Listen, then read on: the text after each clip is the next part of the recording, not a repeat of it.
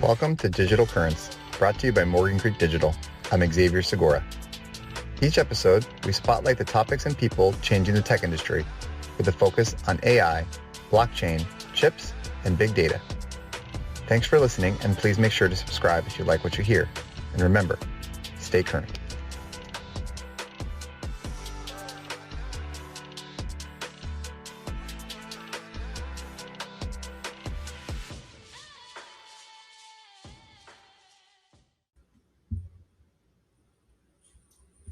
Mark, the holidays are upon us, but we're not going to let the year end without at least one final holiday episode of Digital Currents. Mark, happy holidays and welcome. Happy holidays, Merry. And I went full elf today. In fact, I'm even more full elf than it appears up top. I have the green candle pants, wishing everybody green candles. And then I have the Chilly Willy. You know, I think the message today is wishing everybody green candles for Christmas or Hanukkah or Kwanzaa or whatever you celebrate. But also to take some time away from the screens and chill, leave the Bitcoin in cold storage and go enjoy some time with family and friends and all that good stuff. Yeah. So great time to reflect, be grateful. We are grateful, as always, for everyone who tunes in and listens to us every week. And this is a great time to reflect on the year that was 2025. So, absolutely, well said, Mark. And I think as we kind of come to a head here at the closure of the year, I found myself yesterday as we work remote. Mark's holding it down for us in Chapel Hill. I'm in kind of the New York area. I went to my favorite coffee shop and got a little bit of stuff done, and I felt myself so invigorated at kind of the year that's been. Trying to close a couple things here before we move on to 26. And I think, as we said, if you found something that you love doing, you never have to work a day in your life. And for this show, Mark and I both do this show non-paid. And I think, we would do it again if we were not paid in 26. We'll keep doing it. We'll just keep doing it. We'll keep doing it because, it's one of those things that we really enjoy. And it kind of really puts a nice holiday bow on everything that we're seeing in the market. So I think, within that, Mark, there's maybe we can talk a little bit about, some of the themes that we have been seeing lately in the market. And, I think we had some more of these promising signs. And I love your takes on some of the economic data that we get because folks, we talk about the macro because it kind of cascades its way into what we see on the crypto side. So we got some indications that there were some economic growth that were favoring the U.S. economy. 4.3%, I believe, is what's been reported in the third quarter. And we can see a little bit about that pace has been reportedly the fastest in 2 years. And, there are some positive effects about that. I have a hard time, Mark, drawing causality here. Maybe we can hear your thoughts about, when you see some of this data, is it accretive to what we're seeing in the ABCD space, the AI blockchain semi space, or is it because of the ABCDs that you see the 4.3? Obviously, sometimes the answer is a little bit in the middle, but I guess if you had to opine on some of the numbers. Look, I think the numbers will come out just like they did for Q2. That probably the vast majority of that quote unquote GDP growth was AI spending, and this I call it silly. Some would call it practical. I don't know. I think it's silly. This accelerated depreciation and this revenue recognition accounting. All that said, you look around. You go to the mall to go shopping. It's pretty packed. Tough to find a parking spot. Stores are full. Maybe people weren't carrying as many bags as I have seen in past, but there were still a lot of people there. You try to go to a restaurant and it's pretty full up. We tried to make I never make reservations. I like to just walk in restaurants, but we tried to make a reservation for New Year's Eve. And people were just like almost chuckling. So So I think the economy is good, but I do think it's K-shaped, right? I mean, the Right. top, they're awesome, right? I mean, valuations of these tech companies are crazy. Nvidia's minted more millionaires than any other company, or more billionaires than any. I mean, crazy numbers. And we're seeing every AI company just one up the other on terms of valuation. I personally don't think it's real. I think it's ephemeral. But if people sell the stock and turn it into fiat and spend it, okay, then it becomes real. But that money's got to be coming from somewhere. And it's funny. I had this kind of, the kid, my youngest generation. So he's 14. My other kids are older, but my youngest generation, he is constantly, I don't know what the right word is, bombarded, assaulted, whatever, with content, with short form content. And a lot of it, the algo is serving up anti-capitalist, socialist kind of inequality kind of stuff. And so we have a lot of these conversations, but the one that did strike says, Dad, there are people that have to work 3 jobs, right, just to pay the bills. I'm like, well, and he said because the minimum wage has not been a living wage for like 30 years. I'm like, okay, that's pretty intelligent stuff from a 14-year-old. But it's kind of true. So at that bottom layer of the K, the bottom leg of the K, it isn't wonderful like the people at the top of the K. And that part does bug me. So that's a long answer to, yes, we should celebrate a little bit that we had economic growth. I mean, if you would, and actually people did ask me at the beginning of the year what I thought. I thought, look, Q1 was going to be negative, and it was. And then, but yet they were still saying we were going to have 2% growth for the year. I'm like, well, it's kind of hard to get 2% growth for the year if you start out in the hole minus 1.7, unless you get some big quarters. A 4.3 number is a big number, and that offsets the vast majority of that minus 1.7. So maybe we get to do now.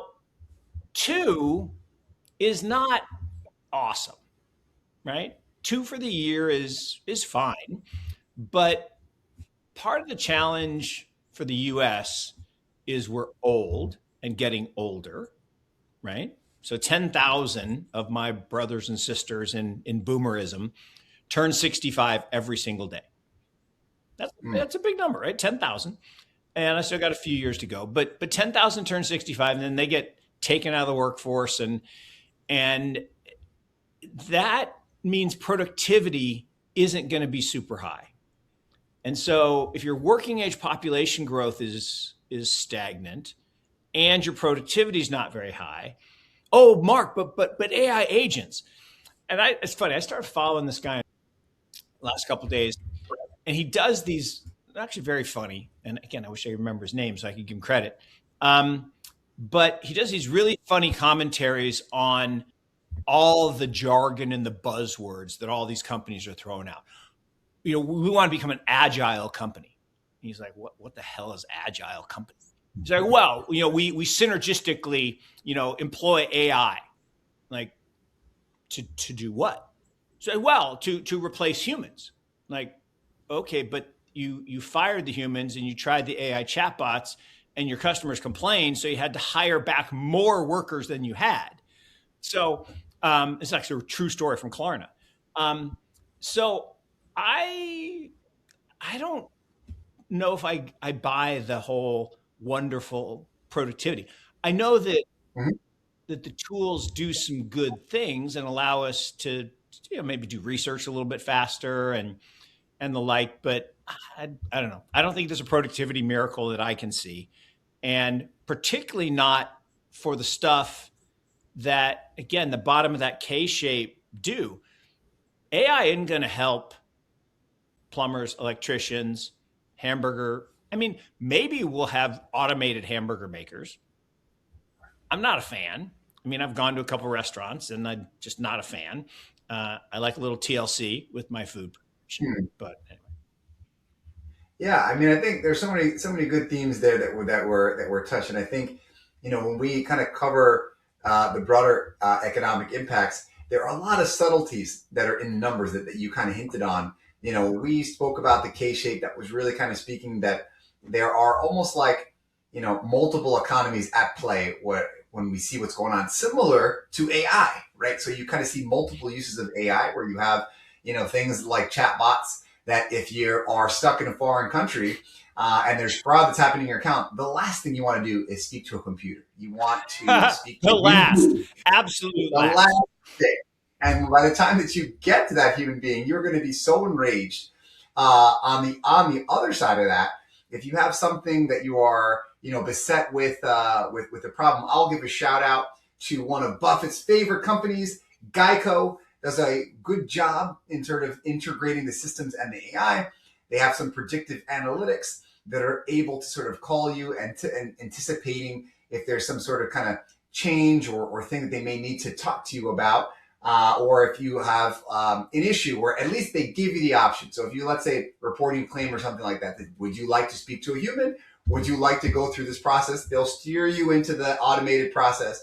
But then when you get somebody, they're able to kind of talk you through. So I think in terms of the escalation tree, by the time that you get to a person, if you can do that quickly, you can resolve and actually bring some costs down potentially. But, as we kind of look at some of the numbers, what's behind this 3.5 growth, when you're looking at the second quarter, you were rising 2.5%. You get to the third quarter, 3.5%. That's going in the right direction. What about inflation? You're rising 2.8% in the period and 2.9% for the core, which excludes food and energy, which I think is a big omission. It's one of my favorite things in economics. Inflation excluding food and energy. Like, well, why do you exclude those? Oh, well, they're too volatile. Okay, but volatility is not the problem. It's the escalation of pricing, and I just don't really understand the logic. Yeah.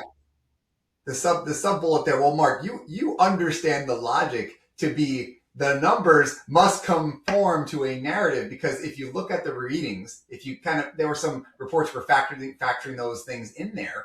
The respective readings were 2.1% and 2.6% for food and energy on the inflation, which I as a personal consumer, maybe it's my Northeast bias. It's way higher than that.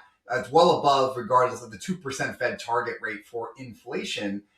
So what this is doing, and there's an interesting stat where it said that when you account for certain changes in consumer behavior, such as switching less expensive products for pricier items, that rose 3.8%, which is a full percentage point above the forecast. So I think what we're seeing too, Mark, is like consumer behavior has fundamentally changed. And I think we can also see this in our world, whether it's investments, whether it's crypto, where we've been dealing with high prices for such a long time that now fundamentally, maybe we have our strong preferences for stuff. So we may have our brand loyalties. We're not going to deviate from those necessarily. But if there is a chance where we can go with the bargain brand, or if we look at a bargain brand crypto, people are going to flock towards the blue chips. Yep. As opposed to trying to bargain hunt on, let's say the hottest riser, where we see kind of the alts always taking the beatings in the worst possible way. And I think a lot of those are reflections about consumer sentiment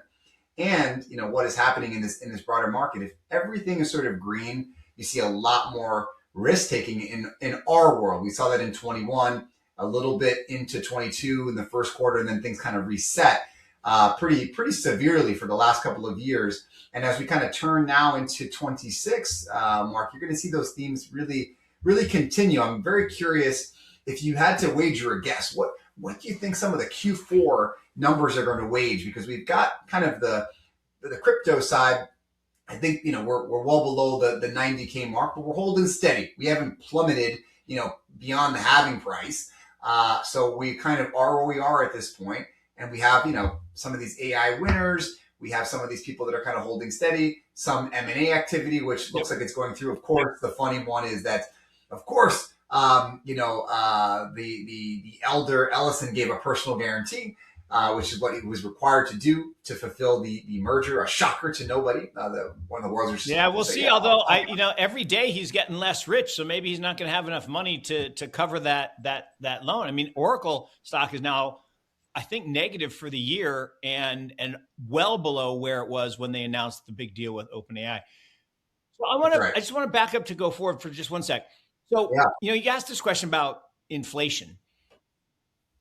I say this all the time, right? If you don't eat, put gas in your car, pay for healthcare, send your kids to college. I mean, I don't know if you've looked at, you haven't looked at college tuition lately because your kids are young, but holy moly. I mean, we're about to crack the 6 figures per year.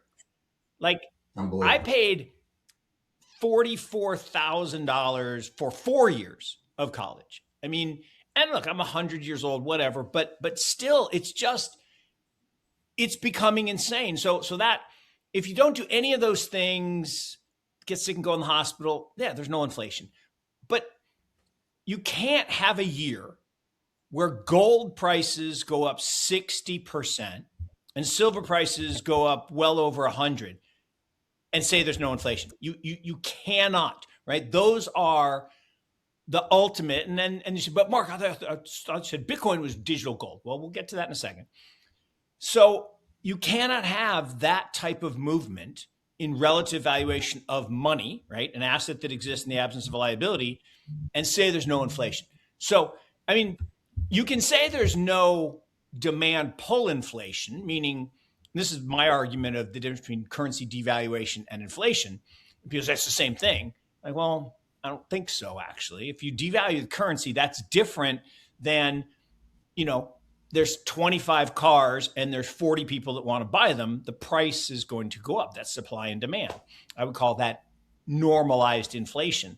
But if you're just devaluing the currency, I mean, that is technically, again, monetizing debt is a form of inflation. But we'll leave that for another day. But my point is that the numbers are getting out of control in terms of money supply creation and currency devaluation. You've seen this all around the world, places like Japan and Europe. The money printer is going burr. Long story short, how does that impact things like digital assets? Well, interesting, you said it. Bitcoin unchanged since we talked last week, unchanged in the past month. Well, what's going on? Well, gold was unchanged for a very long period of time, like multiple years. It was stuck at this, 2,400, 2,600 range. Keep doing it. Well, Bitcoin, I will argue, is going through the same problem. Is you've got a bunch of big dollar players shorting the heck out of the futures. You can see the volume in futures going through the moon. And then again, this goes back to Leo Melamed. We will tame Bitcoin. So you can do it for a while. So if you look at gold, it was stuck. And then finally gold shot up this year. It broke out of 3,000 and then went right to 3,400. Like, whoa, what's going on? Well, what went on is they lost control, right? At some point, you lose control of and there's this short squeeze. So if a lot of people are short something and all of a sudden you got to cover, you can get these parabolic moves. And that kind of happened in April, May this year, when the taco trade happened, Trump chickened out and everybody was caught off sides and everything squeezed, right? Stocks squeezed and crypto squeezed. And again, once you lose control, that squeeze can be very, very sharp. And the shorts came back, and now we're stuck in this. We've been in this zone, this 85 to 92 zone. Are we going to stay in that for a long time? I think we're going to stay in for a little while. We talked about this. I believe the 311 cycle exists, 3 years, 11 months, the number of blocks. and that October 6th was the peak, and we got to go about 360 odd days to get through crypto winter. I don't think the downdraft's going to be as big. Was the bottom that 83 or 84 that we touched? I don't know, maybe even got down to 80. I think we can see a 7 handle, maybe even a 6 handle sometime next year. But I think a lot of it has to do with this continued adoption, which we are seeing more wallets, more institutional users, and I think that's going to be the push pull, which is another good reason to, as the Sox said, just chill, right? Just don't pay attention to the daily. Whatever your goal is for this asset as your primary savings tool. And we've talked about this over and over, right? The Bitcoin blockchain is the most valuable computing network on the planet. And by the way, this quantum FUD is unbelievable, right? There's these people say, quantum's going to break crypto or Bitcoin in within 3 years. No, it's not. I mean, there's not a quantum computer with more than 105 qubits. The biggest one is 105 qubits. It would take somewhere between 15,000 and 30,000 qubits to maybe be able to break SHA-256. That's if they don't change the protocol to be quantum proof, which they will. But the developers are already working on that. But let's say they didn't. It's at least 10 years, probably longer. Because again, humans are optimistic. So if we have 105 qubits, well, we'll be at 1,000 any day now. We're not going to be at 1,000 any day now. And anyway, so that's the latest other factor. And it's funny, every time Bitcoin has a pretty sustained run, somebody comes up with something to propagandize it, right? It was electricity. It was China. It was, U.S. regulatory clampdown with Gary Gensler. Whatever it is, there's some FUD, fear, uncertainty, and doubt, that creeps in and gets people concerned. And quantum is just the latest one. And as every other one, it will be proven false eventually. And we'll just, continue to meander up as money supply keeps increasing. Well, Mark, to your point about chilling, I will tell you who has chilled, but in the opposite direction, is our friend Michael Saylor, who has halted Bitcoin accumulation to fortify a 2.2 billion in cash reserve. So I love what you said before about, when you are trying to redeem some sort of a gain in any asset. We're picking on some of the AI companies, which are not producing any real value. Some are, and some are not. Yeah. And if you convert that over to fiat, well, you've won. You have taken and transferred that value at least into fiat. So here is Saylor now having a huge kind of change of course, pausing BTC purchases last week instead of what he normally does, and he's raised almost $1 billion in cash, so $747 million in cash through sales of common stock, and they're bringing their reserve to roughly 2.2 billion. And this is really kind of highlighting the company sensitivity to BTC market dynamics. I mean, obviously, right? They are temporarily shifting their capital strategy. I think you have kind of two dynamics here at play, Mark, because to me this is closely related to what the other let's call Mount Rushmore institutional Bitcoin buyer, BlackRock, who are doubling down on their Bitcoin ETF strategy as their core focus in 2025. So, as far as, what that means, they're naming their iShares Bitcoin Trust, IBIT, as one of their top 3 investment themes for 2025. We're talking about former drug dealer money, Mark, that is now the largest capital allocator. And then you have, on the other side, Michael Saylor, who was earlier than everybody into this from an institutional standpoint, saying, hey, I'm going to go to cash. To me, that screams of he is planning something, because they are not, they're not a bank yet, even though they kind of act like it in some ways. They are kind of prepare themselves for this, but BlackRock has already kind of come up front and center. So these are two different approaches, maybe of the same coin, ultimately two different sides.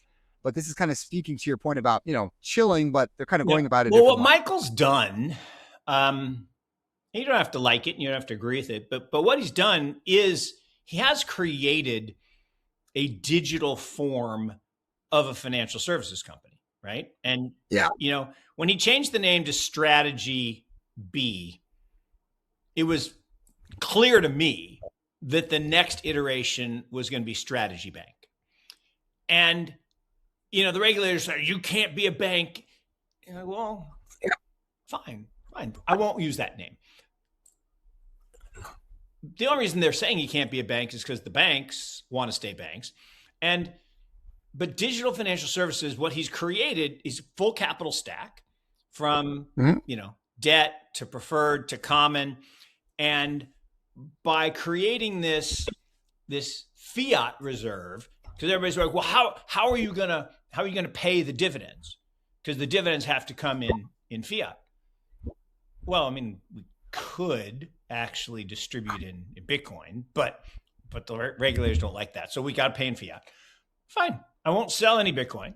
I'll just accumulate cash from my operating businesses or whatever other form. Maybe I borrow some money in fiat.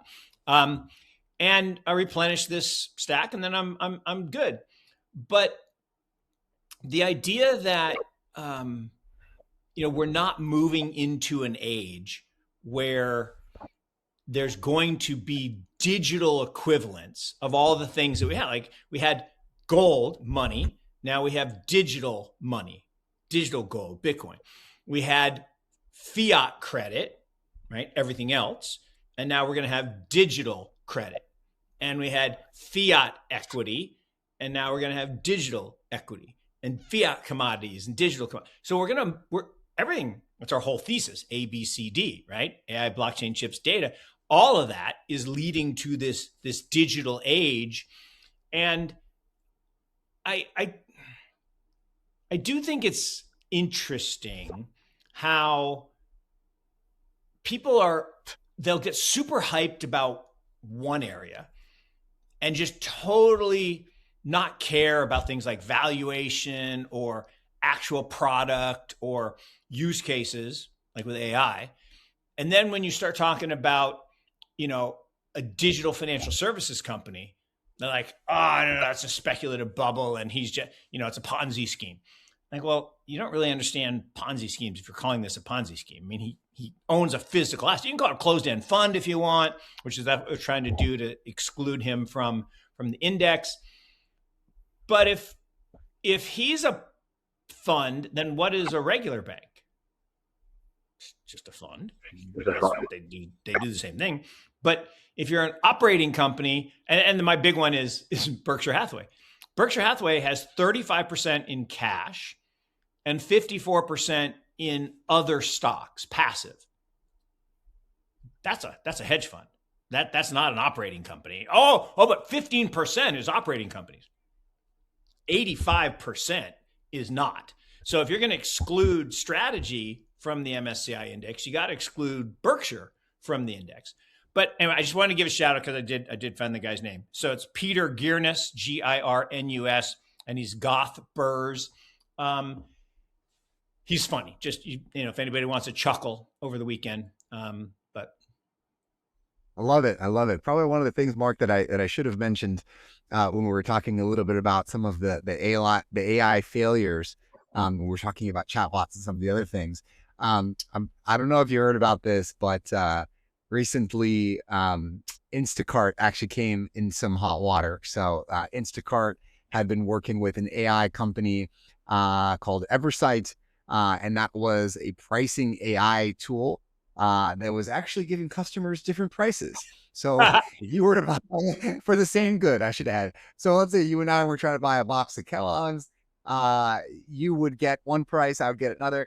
And say, okay, Mark, well, that's maybe not such a big deal. What's a penny? Sometimes it was 26% difference, which is quite a big difference. And there was a lot of consumer backlash, especially because there were talks about the other grocery stores, the bigger ones like the Albertsons and Kroger's and the world, Costco, where I love going to on the weekends to kind of implement this. So immediately, this pricing was halted, and I think this kind of like goes to show you that we still have a ways to go. And I will give, since it's the holiday, I will give a shout out to my local pharmacy, which is going to be working overtime for all the flus that we're seeing.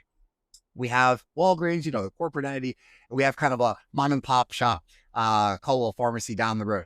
So we're trying to support, the local pharmacy, and they give you this personal touch.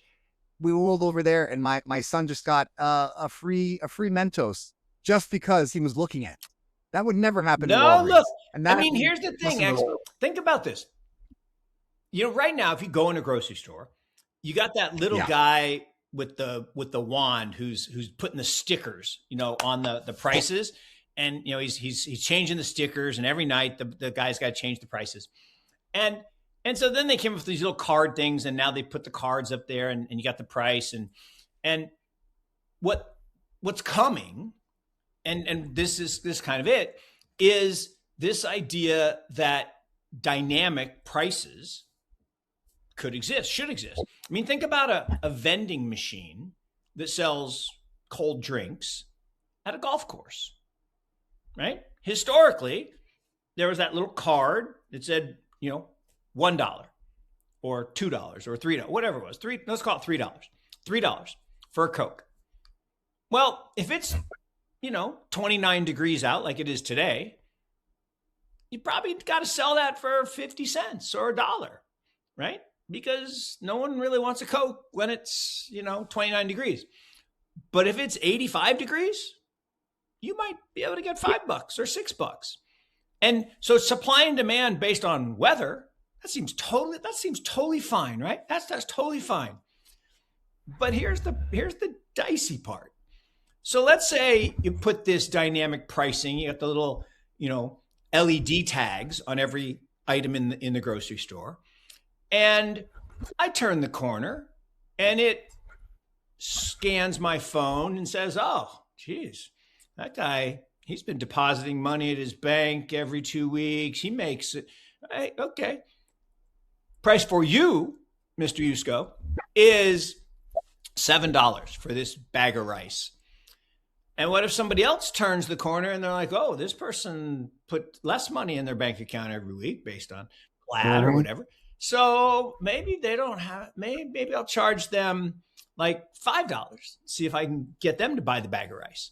Yeah. Well, and that's good, right? Pay by means.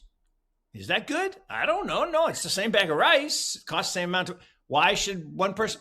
Well, because they can. It's like, if I get a speeding ticket at $100, okay, it's a meaningful amount of money, but relative to my income, not bad.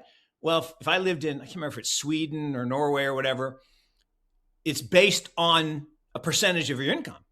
Because if someone with a lower income gets a $100 speeding ticket, it could mean a lot more. Well, why shouldn't I pay the same percentage? Probably should, right? Same problem. But should it be based on income or should it be based on wealth? So you got all these problems, but now you get really sinister. And I found this out when I was going to grad school at University of Chicago. So University of Chicago is in Hyde Park, which is not the nicest part of Chicago. Back then it was really not nice. And I shouldn't say Hyde Park itself was fine. It was the surrounding area, Cottage Grove area, that was pretty dicey and like bad things happened. But I was like, oh, okay, lower income part of the world, it'll be nice. Maybe I'll be able to go to the grocery store and pay lower prices. Au contraire, the grocery store prices were significantly higher. And we actually did a case study on this at business school. And they're like, yeah, it's because if you're out in the suburbs, you're mobile, you can go anywhere you want, you can comparison shop. If you're living in the inner city, you're captive. And we price higher. I'm like, oh my God, that's crazy. So you got all kinds of ethical concerns, but this idea that we're not that far away from a grocery store where as I go to pick up the price is going to change based on my cookies. that's a world that's very scary. Yeah. Well, Mark, I know we are not recording this on our usual time slot for the holidays, but that does not mean that the holidays can't turn slightly sinister, because Instacart, no, they swore up and down that there was no customer personal demographic or user behavioral data in their decisions. But Mark, let's not forget, this is the same Instacart that was ordered to pay $60 million recently in a settlement for failing to disclose hidden fees in their otherwise free delivery products. So I think, there is more than meets the eye here, but I think, for those listeners and for all of us, we like to just call balls and strikes in the show. Of course, we'll have our opinions, but when there's good AI use cases, we will talk about those. We'll talk about our investment opportunities. But when there are bad use cases, we have to call those out. Look, we talked about this before too. The banks, and the fact that they don't get in trouble for this boggles my mind. But the banks actually, and this isn't even AI, this is just regular software, processing software, that for the lowest depositors, lowest level depositors, the people who have the least amount of money in the bank, they will process the withdrawals before the deposits so they can charge overdraft fees. Wow. That's a frightening, very dystopian view. And look, I understand companies are trying to make a profit, but that is wrong on every level. And I know they got caught, and I think they were supposed to stop it. But last time I checked, the overdraft fees were still tens and tens of billions of dollars. And that's something that I just don't really understand how we're going to get into this new world without some guardrails on a use. Like you say, Instacart says, well, we don't use, it reminds me of this Google, I think it was Google. Might have been Amazon. Well, I shouldn't accuse whichever company it was, but they were recording I think it was Amazon, right? The Alexa things. They were recording people's conversations. And they're like, well, we weren't recording. Well, we have the recordings, right? We did an investigative journalism. We have the recordings. Well, we weren't saving them. Well, we got them from your servers, so you were saving them. Well, we weren't sharing them. We have an email conversation between people making fun of this particular conversation. Well, we stopped doing that. Well, here's one after you said so. If we can't trust that these people are complying with the rules that we try to set up, and well, I guess our only choice is opt out, but most of us will give up our privacy for convenience, right? And for information. Like I like the fact that I can, type in and get information quickly, but I don't like the fact that it's listening to what we're saying. And when I pull up my phone after we record, all the things we talk about show up. It's absolutely hilarious. Like we talked a couple shows ago about Banff, Canada, right? The first thing on my feed when I opened up was a resort in Banff. Like, that is unbelievable. Yikes. Big Brother is alive and well, and apparently a digital currents subscriber or listener at the very least. We have reached DC that fan point for in the sure. show, Mark. DC fan for sure. Exactly.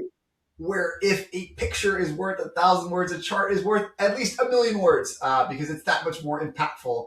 Where we'll take a look at a topic, Mark, that we have covered extensively, and I think it's worthy of doing so because it has such an impact on our crypto markets, which is looking at options and their expiration and the potential impact they could have on forward-looking prices. Now, I think the timing of this options expiration is very interesting. It's the day after Christmas, Mark, which, as we know, is the biggest return day in the United States. What impact may it have on blockchain? let's go over to the chart, and I will share, and let me know once it's visible. I'll always remind our listeners at this point, check us out on YouTube if you want to follow along visually, and check out the chart of the week, the Bitcoin reveal socks, and of course, if we have been deep faked, which we have not, or we will not confirm or deny if that's happened, at least for today. You'll have to tune in and see it for yourself. I will share the screen now. Let me know if this has come up. And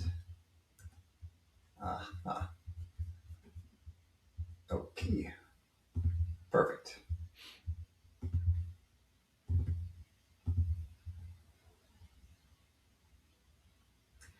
So I am trying to make this a little bit more viewable for you, Mark, and let me zoom back out.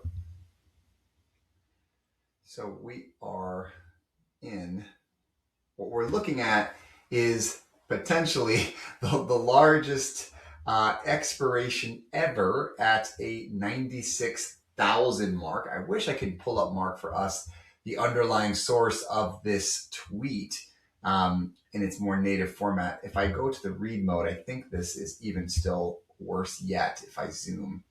So I will switch back to the regular view and just go with that, maybe a full screen. That's a touch better. Well, and this goes to the point that we've made, so many times, that, because Bitcoin was classified as a commodity and because futures were introduced, you have this situation where, futures price is always above the current price, spot price, because people are optimistic. And so you have this phenomenon called roll yield, and people will, buy the future, short the future and roll down over the course of the month, buy the spot and capture that, 8, 9, 10, 11%. And then they'll lever it up and make, really nice returns. And Jump Trading and Susquehanna and Citadel and all these firms do that. Well, then on the other side, you've got these options, which can control even larger amounts of underlying in terms of the embedded leverage in an option. And so you'd have the futures activity coupled with options activity, and then you get this convergence around options expiration, and we tend to get wild movement around all of those events, triple witching, where the options, the futures, and the options on futures all expire. And the volatility around these events has gone nowhere but up, really, since the passage of CMA futures back in 2008, 17, and then exacerbated again in 21. And now we're seeing, options. And one of the other problems with options is the duration is shrinking. So you've got these gamblers coming in, and I don't remember what the percentage was in the S&P, but it was like maybe 50 or 60% of options now are 24 hours. So it's literally people betting on red or betting on black, or green or red or whatever. So I do think this being a holiday and options expiration could be wild. Well, Mark, there's some interesting numbers here to unpack, right? So basically now we're dealing with a record of 28.5 billion in crypto options, basically more than half of Deribit's total open interest. They're set to expire the day after Christmas. So hopefully we will have presence and not a lump of coal. And basically this 24.3 billion in Bitcoin options, and 4 billion in ETH, by the way, they weren't left out of this. They're just not pictured here. You've got BTC trading near the 88,000 mark, below I love these terms, 96,000 max pain level, not to be confused with the video game character, and close to the major 85,000 open interest cluster that can influence this near-term price action, right? And so this is the idea that kind of despite the scale and the volatility remains relatively contained so far, is what we've been saying. We recorded last week. We're still in this kind of area. But there's some metrics, that can signal a mix of maybe medium-term bullish calls, in that 100K to potentially you can see a 125. massive short squeeze post options expiration. It doesn't have to happen, but it could definitely happen as people roll off the future, roll on to the January future, and start the whole process again. Could we get a quick green candle? It's why I wore the green pants today. Could we get a quick green candle back into the 90s? Absolutely. Could we get a red candle, a wick down? If the shorts really take control, certainly possible. So I think what this is telling us is there's probably going to be some significant volatility, and whether we get the upper side or the lower, we'll find out. Exactly. And I think that's a great place for us to put a fork in it and, wish folks to, as Mark said before, just chill. This is a moment where we could recharge the batteries. And I find that, coming back in January, you get to have this new level of focus. You can figure out some of the things that you have been not doing as well, some of the things that you have been doing very well. I'm a huge fan of New Year's resolutions. I've already started some early this year. And I would love to, continue that tradition. Sometimes those are more macro in nature, but they're an idea of constantly improving. And, I just want to, again, give a huge shout out and thank you to all of our listeners, and especially a huge shout out to my friend and partner, Mark, for doing this show with me. This is, I think, number 55 in the year, and it's one of the, if not bright spots of my week, really kind of setting the table here. And just, I leave this year incredibly thankful and grateful and excited to begin 26. And of course, presents don't hurt either. That's right. That's right. Before that, well, look, with the family. Echo all those sentiments. Grateful to listeners. Grateful to you, my cohort here, or my partner in fun. And it's just such a great time every week to step back and think about what's going on in our world. How does it mesh with our worldview? Do we change our mind with new information? One of the big superpowers, strong opinions loosely held, and also to acknowledge this great break here as we head into the new year, where we can go be alone with our thoughts. And you can relate as a relatively new father again. But I said that the first 9 months when my now 14-year-old was born, I had more big ideas in those first 9 months than like any time in my life. And like, why? Because I'd walk in and my wife would be like, "Here, your turn," and we'd just sit on the floor, like literally for 2 or 3 hours, because 9-month-old doesn't do very much, and you have the thoughts, right? That's when the mind is quiet.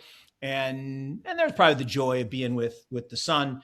But I think if you spend some time doing that on some periodicity and take this week here between Christmas and New Year's to do that. And at least me, for one, I have lots of free time because I'm not watching any college football. Zero. None. Oh, we couldn't convince you to come back. Well, Mark, since you have been away, you unfortunately did not miss anything in the Michigan sweepstakes, where we were trying to get Alabama's coach if he had lost to Oklahoma. Spoiler alert, they did not. They rallied Alabama from 17 points down. Now I'm going to spread out information onto the internet because I want this to be true. There are rumors that we are looking at Tennessee's coach, which I would be fine with. Nice. Tennessee is a hard place to win in the SEC. You've got Bama, you've got Georgia. Nice. Now you've got Texas and Oklahoma. So I'm saying Ann Arbor is a great place, more so in the spring and in the fall. The winter's a little cold, but come on down. We'd love to have you. All right. You heard it here first, awesome. Folks. Yeah, let's go join on that point. And of course, reminder listeners as always to rate, review, subscribe, wishing everybody a happy holidays and to stay current. All right. Thanks, X.